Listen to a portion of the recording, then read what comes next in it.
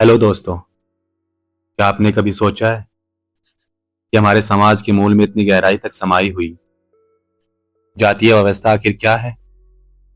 क्या ये सिर्फ काम का बंटवारा है या फिर एक ऐसा पिंजरा है जो लाखों लोगों को उनकी काबिलियत दिखाने का मौका ही नहीं देता? ये वो सवाल है जो आज भी हमारे समाज के सामने मुख्य चुनौती बन के उपस्थित है। और इन सवालों का सबसे बेबाक और सबसे क्रांतिकारी जवाब अगर किसी ने दिया है तो वह है डॉक्टर B.R. अम्बेडकर साहब।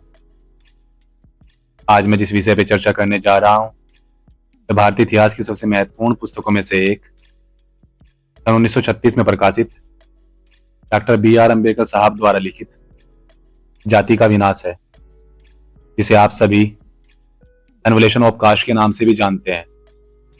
यह कोई सामान्य किताब नहीं है।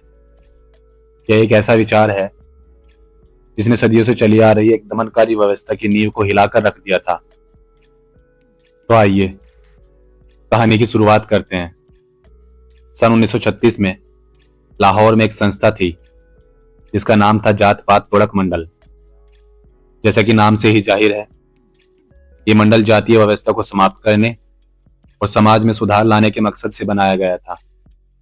ये उस समय के कुछ शिक्षित हिंदुओं का समूह था जो इस जात पात भेदभाव को समाप्त करना चाहते थे। इस मंडल ने अपने वार्षिक सम्मेलन के लिए बाबा साहब को अध्यक्ष के तौर पर भाषण देने के लिए आमंत्रित किया। बाबा साहब, जो उस समय तक दलितों के समर्थक के तौर पर स्थापित हो चुके थे, उन्होंने मंडल का आमंत्रण स्वीकार किया और भाषण की तैयारी में लग गए। उन्होंने एक ऐसा भाषण तैयार किया जो किसी के गले नहीं उतरने वाला था। जब बाबा साहब ने अपने भाषण की एक प्रति मंडल को भेजी तो वहां खलबली मच गई। मंडल के कुछ सदस्यों ने भाषण के कुछ हिस्सों को बदलने या फिर हटाने को कहा।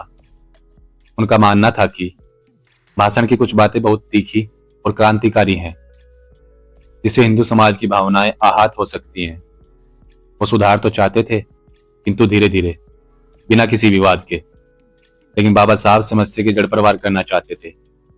बाबा साहब कोई साधारण व्यक्ति नहीं थे और सिद्धांतों के साथ समझौता करना उनकी फितरत में नहीं था।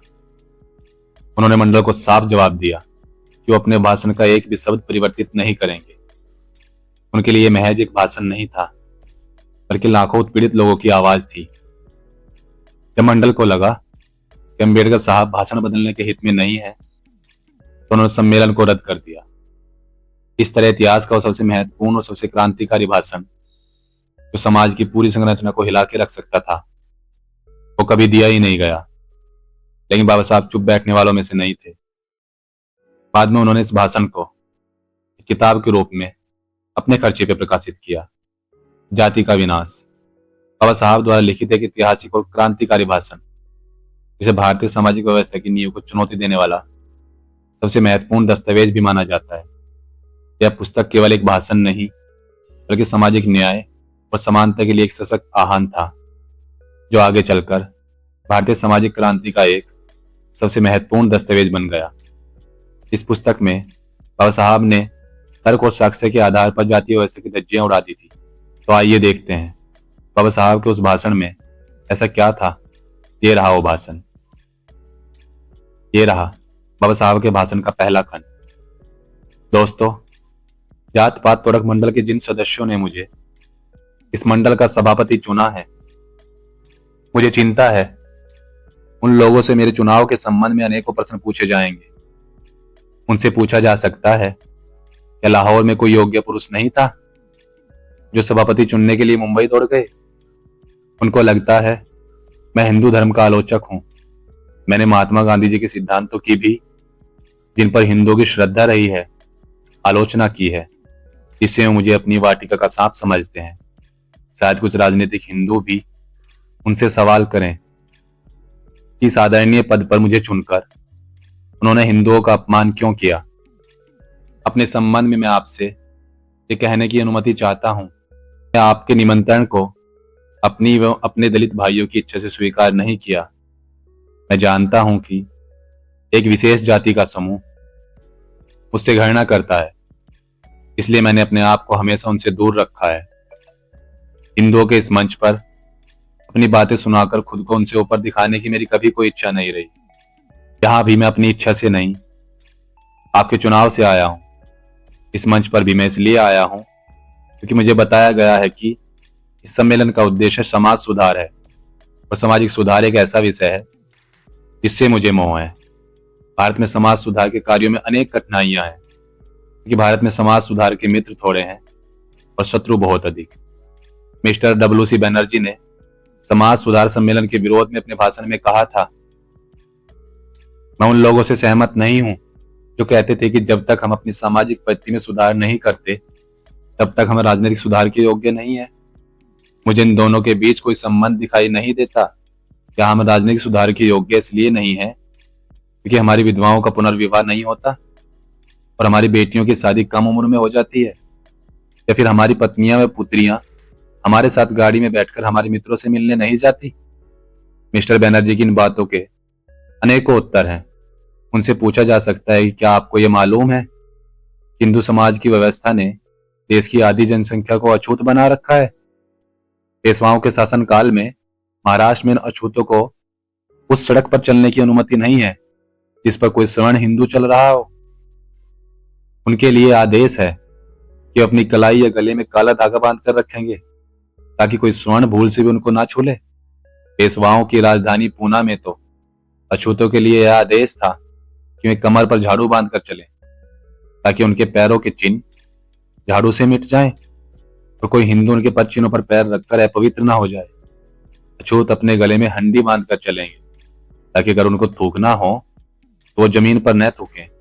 जमीन पर पड़े थूक पर पैर पड़ने से कोई सवर्ण अपवित्र हो सकता है। अछूत भी मनुष्य हैं और पेशवा ब्राह्मण भी मनुष्य है। एक मनुष्य का दूसरे मनुष्य के साथ ऐसा व्यवहार, ये कहाँ की मानवता है। बाबा साहब का कहना था कि सामाजिक सुधार के दो अर्थ हैं, एक पारिवारिक सुधार और दूसरा सामाजिक सुधार। विधवा विवाह, बाल विवाह, स्त्री विवाह आदि पारिवारिक सुधार के अंतर्गत आते हैं। समाज में ऊंच नीच, छूत अछूत, वर्ण भेद, जाति भेद मिटाना एक सामाजिक सुधार है। पारिवारिक सुधार के साथ साथ सामाजिक सुधार की जरूरत कहीं ज्यादा है। बाबा साहब ने ऐसे कई उदाहरण अपने भाषण में लिखे थे। बाबा साहब के इस भाषण या ये कहें कि इस बुक ने 1936 में पूरे देश में खलबली मचाकर रख दी थी। जाति का विनाश बुक हमारे बीच आज भी उतनी ही लोकप्रिय है जितना 1936 में थी।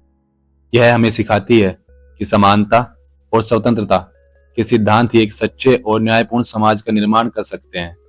यह किताब हर उस व्यक्ति के लिए अनिवार्य दस्तावेज है जो भारत में सामाजिक न्याय एवं समानता के समाज का सपना देखते हैं। हमारे दलित, अछूत या पिछड़े वर्ग के भाइयों ने जो सहा है, शायद उस दुख का अंदाजा हम इस जीवन में ना लगा पाए और शायद मैं किसी भी शब्दों में उस दुख को बयां ना कर पाऊं। उस पीड़ा, उस दुख को बस महसूस किया जा सकता है।